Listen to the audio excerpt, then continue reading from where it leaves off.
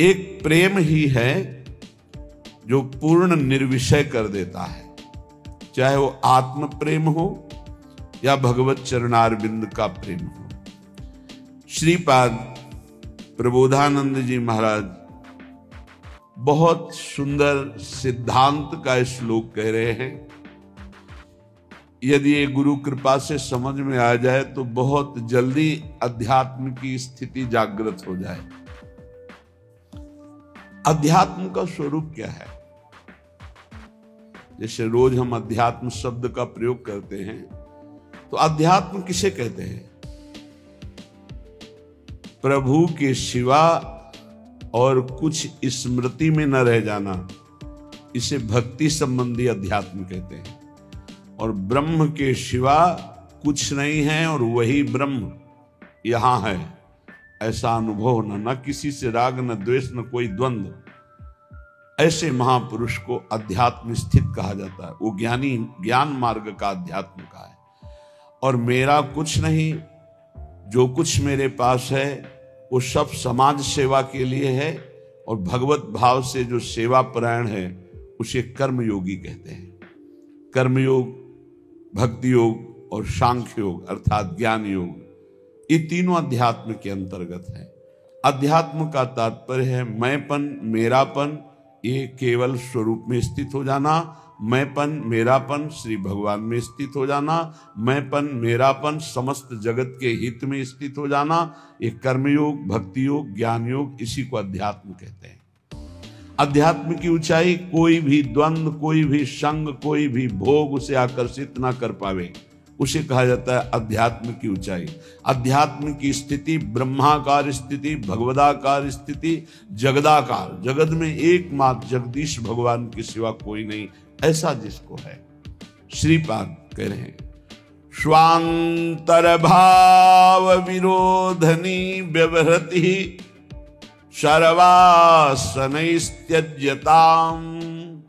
बहुत जोर की बात है।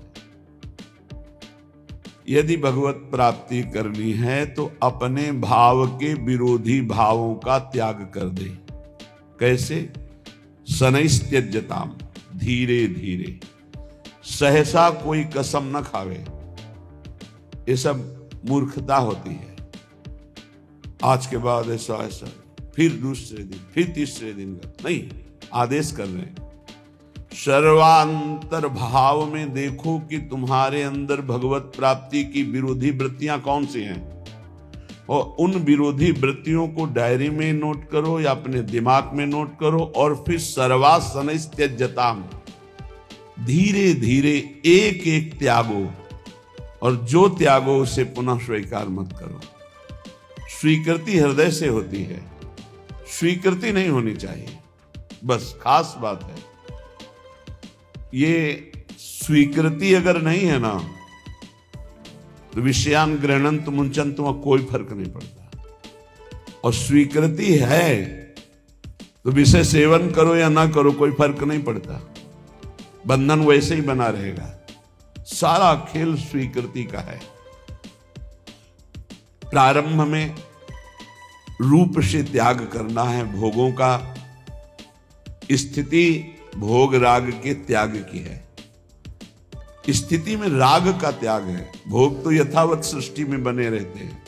राग रहित होकर वो भोगों में विचरण करने वाला महापुरुष भी किंचन मात्र नहीं बंधन को प्राप्त होता, पर वो एक स्थिति है जहां सब भगवत स्वरूप है। प्रारंभ में स्वांतर भाव विरोधनी, जो अंतर में भाव, जैसे हमारा अंतर भाव है सहचरी भाव, हम वृंदावन नित्य विहार रस के उपासकों का प्रिया, जो हमारी प्रिय स्वामिनी, प्रिय सखी, हम उनकी सखी, हम उनकी नित्य दासी। ये जो हमारा स्वरूप है, ये न स्त्री है न पुरुष है, किसी का भी। ये स्त्री पुरुष भाव ही मायाकृत है, और ये भक्तिकृत भाव है। और कोई भाव न करे, समस्त भावों से ऊपर उठ जाए तो जीवन मुक्त हो जाए, वो मोक्ष पदवी प्राप्त कर ले। इसीलिए भावोत्सवेन भजताम के जो महापुरुष हैं वो कैवल्य विभेद, वो भय लगता है, नहीं मोक्ष नहीं चाहिए। उसे पिशाच ने कहा, जिससे प्रिया जो छूट जाए, मुझे ऐसा मोक्ष नहीं चाहिए। आत्मस्वरूप का कोई भी रूप नहीं है, उसका भाव किया जाता है। जैसे सखा भाव, वही आत्मस्वरूप सखा भाव को प्राप्त हो गया। वात्सल्य भाव, गोपी भाव, सहचरी भाव, ये भाव भागवतिक है। इसलिए वो मुक्ति को प्राप्त ना करके परम भाव देह को प्राप्त करके अपने आराध्य देव के समीप अनंत काल तक के लिए जो ज्ञानी जन है वो ब्रह्म भाव में स्थित होते हैं, आत्मस्वरूप में। इससे उनका मोक्ष हो जाता है। मोक्ष का मतलब ब्रह्म में मिल गए, और भावदेह का मतलब अपने इष्ट के समीप रह करके परम सुख का रसास्वादन करना। तो स्वांतर भाव विरोधिनी व्यवहृति सर्वासनित्यज्यताम। अब अंतर भाव विरोध में बहुत कुछ है।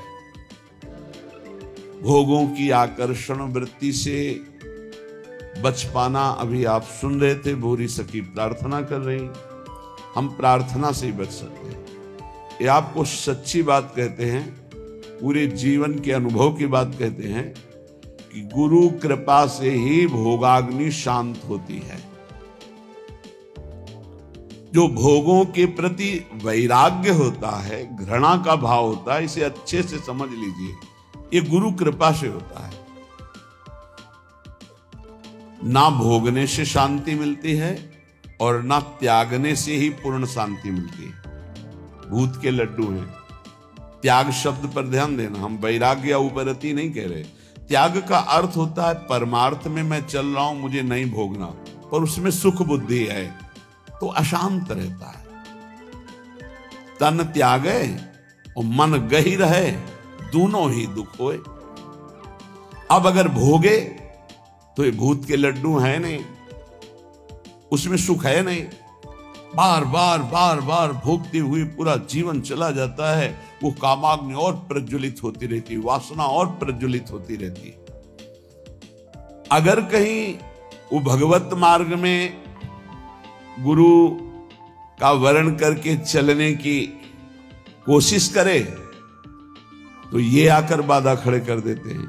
विद्या, रूप, महत्व, कुल, धन, यौवन, अभिमान, ये अंतर्भाव विरोधिनी, ये स्वरूप देह नहीं प्राप्त होने देते। विद्या का अहंकार, श्री बिहारी देव जी कह रहे, पांडे पढ़ी पढ़ाए बकी बहके, बड़े ऊंचे महापुरुष कह रहे पांडित्य किसे कहते हैं उसे समझो।